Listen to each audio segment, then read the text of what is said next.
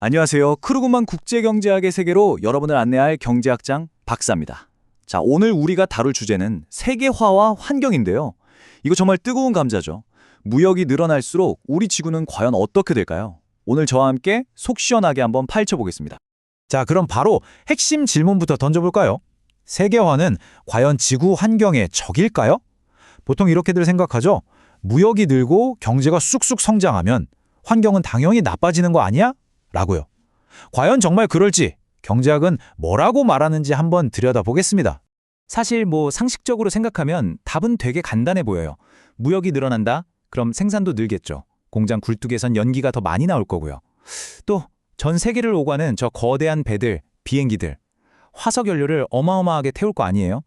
그러니 당연히 오염이 심해질 거다. 이런 걱정은 지극히 자연스러운 생각입니다. 그런데 말이죠.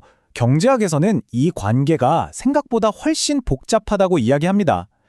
경제가 성장하는 게 꼭 환경 파괴라는 외길로만 이어지는 건 아니라는 거죠. 심지어 아주 놀랍게도 특정 단계를 딱 넘어서면 경제 성장이 오히려 환경을 좋게 만드는 힘이 될 수도 있다고 말합니다. 아니, 이게 대체 무슨 소리일까요? 자, 바로 이 지점에서 오늘의 하이라이트가 등장합니다. 이름하여 환경 쿠즈네츠 곡선. 바로 이 곡선이 우리가 가진 상식을 완전히 뒤집어버리는 아주 흥미로운 반전을 보여주거든요. 자, 이 그래프 한번 보시죠. 이게 바로 그 유명한 환경 쿠즈네츠 곡선인데요. 가로축은 1인당 소득, 즉 얼마나 잘 사는지를 나타내고요. 세로축은 오염 정도를 보여줍니다. 보세요. 소득이 늘어나면서 오염이 쭉 같이 올라가다가 어느 지점을 딱 찍더니 갑자기 방향을 틀어서 내려오기 시작하죠. 이런 거꾸로 된 U자 모양, 정말 신기하지 않나요? 이 곡선의 여정을 한번 따라가 볼까요?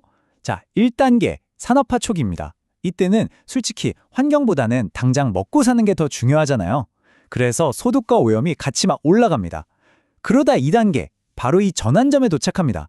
이제 좀 살만해지니까 사람들이 슬슬 주변을 둘러보는 거죠. 아, 공기는 좀 맑았으면 좋겠다. 이렇게요. 그럼 정부도 규제를 만들기 시작하고요. 그 결과가 바로 3단계. 더 깨끗한 기술에 투자하면서 오염이 다시 줄어드는 바로 이 멋진 그림이 나오는 겁니다. 이론은 아주 그럴듯해요. 근데 현실 세계에서도 정말 이럴까요? 이론은 이론이고 현실은 다를 수 있잖아요. 실제 데이터는 뭐라고 말하는지 한번 보죠. 자, 이 그래프가 아주 중요한 힌트를 줍니다. 여기 무섭게 치솟는 이 선, 바로 중국의 이산화탄소 배출량이에요. 아까 봤던 쿠즈네츠 곡선의 초기 단계를 완전 그대로 보여주고 있죠. 자, 그런데 미국이나 유럽을 한번 보세요. 배출량이 안정되거나 오히려 줄어드는 모습이 보이죠. 곡선의 꼭대기를 지나서 이제 내려오는 성숙 단계에 접어들었다. 이렇게 우리가 해석해 볼 수 있는 거죠. 하지만 여기서 아주 날카로운 반론이 제기됩니다. 잠깐만요. 선진국이 깨끗해진 거, 그거 그냥 더러운 공장들을 가난한 나라로 다 떠넘겨서 그런 거 아니에요? 바로 이게 그 유명한 오염 피난처 가설입니다. 오염 피난처 가설. 말이 좀 어렵나요? 쉽게 말해서 기업들이 환경 규제가 빡빡한 나라를 피해서 규제가 거의 없는 느슨한 나라로 공장을 옮긴다는 이론이에요. 말 그대로 오염물질이 규제를 피해서 피난 간다는 거죠. 이 주장 상당히 설득력이 있죠. 실제로 부자 나라들이 오염이 심한 산업을 다른 나라로 보내서 깨끗해진 것처럼 보이는 면이 분명히 있어요. 그런데 여러 연구 결과를 꼼꼼히 뜯어보니까 기업들이 공장 부지를 정할 때 환경 규제보다는 인건비가 얼마나 싸냐, 사업하기 얼마나 편하냐 이런 걸 훨씬 더 중요하게 본다는 거예요. 그러니까 결론은 뭐냐? 오염 피난처 효과가 있기는 있는데 우리가 생각하는 것만큼 그 영향이 크지는 않다. 이게 학계의 중론입니다. 자, 지금까지는 문제 분석에 가까웠다면 이제부터는 미래의 해법에 대한 이야기로 넘어가 보겠습니다. 요즘 국제사회에서 가장 뜨거운 논쟁거리, 바로 탄소 관세에 대한 이야기입니다. 탄소 관세? 이게 뭘까요? 아주 간단해요. 탄소 배출 규제가 약한 나라에서 만든 물건이 수입될 때 거기에 세금을 딱 붙이는 겁니다. 탄소 국경 조정이라고도 부르는데요. 이런 생각에서 나온 거예요.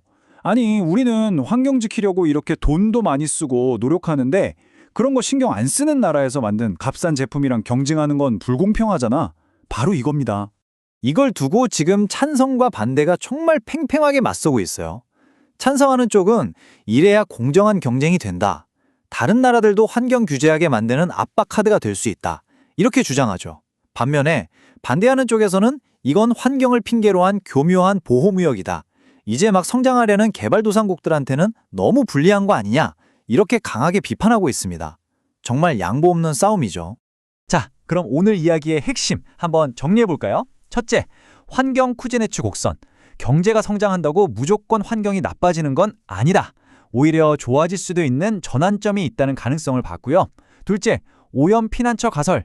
하지만 그 과정이 그렇게 아름답지만은 않다는 것도 알았죠. 셋째, 탄소 관세.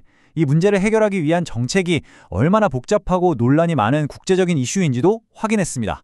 그럼 마지막으로 여러분께 이 질문을 던지면서 오늘 이야기를 마무리할까 합니다. 한 나라의 높은 환경 기준을 무역을 통해 다른 나라에게 사실상 강요하는 것. 과연 이게 우리 지구를 위한 공정한 무역일까요? 아니면 그저 환경이라는 멋진 가면을 쓴 보호무역일까요? 정답이 없는 이 문제, 여러분도 한번 깊이 생각해 보시면 좋겠습니다. 지금까지 여러분의 경제학 가이드 짱박사였습니다. 감사합니다.